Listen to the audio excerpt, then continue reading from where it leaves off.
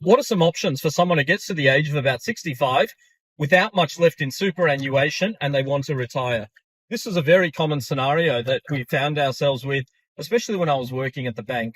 A really common example of this were we had a lot of divorced women who might have got in the divorce settlement, they might have received more of the equity in the home than the super. And because they took a lot of time off during their working career to look after children and whatnot, they might not have had the large superannuation balances that someone else might have. And another common scenario were people who spent a lot of time overseas and they might not have contributed to the Aussie superannuation system throughout their whole life. So they often got to the age of 65 with a home, without much super, they wanted to retire. What do we do next? So first one is for me to clarify, well, what's important to you?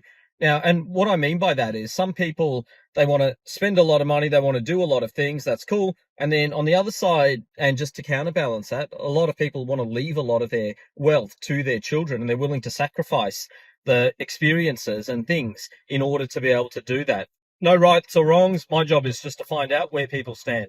So here are three main things that I often recommended. One, downsizing. If someone, just for example, had a $1.5 million home without much outside of that home, then by selling that $1 million home and maybe downsizing into $1.5 million, buying a $1 million home, then they might be left with $500,000 that they could then use in order to spend on those holidays, do all of those fun things, whatever it is, and not feel that cash flow stress of just receiving the age pension of around $30,000 a year.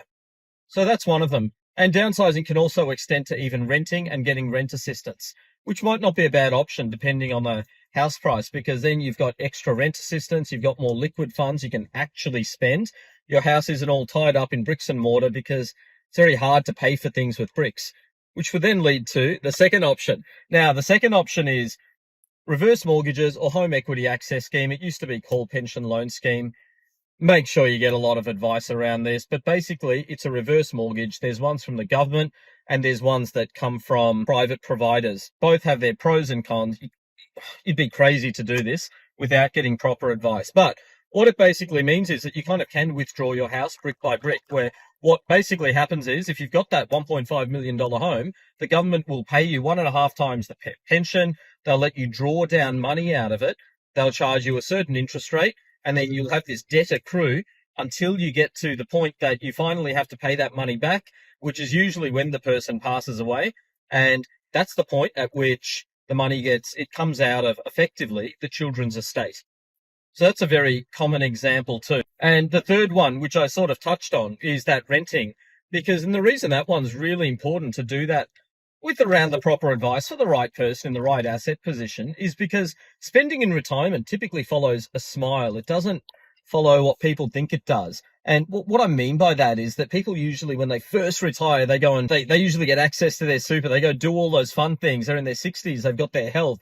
They've finally got the money and then they've got the time from retiring. So then they'll go on their holidays. They'll do all of the cool things and they'll live it up. And then once maybe they start to get some disabilities, things start to slow down a little bit and they become homebodies. And then at the end, once you get severe disabilities, that's when nursing homes, home care, those sorts of things come in. And a lot of those care services are actually means tested. So the more you have, the more you pay. So then if you've got a lot of money at that point, you've been hoarding your money or whatever it is, then that's when your care costs will actually spike. So there is something to be said for not having as much at that final point. So being able to organize that is really important. And I have worked with people where we have sold the home. And in that first few stages of retirement, what we've done is we've received rent assistance and we've been very cautious and careful with how we've spent that money throughout. And what that's led to is that they've got to enjoy their lifetime of hard work at the point that they've needed it the most.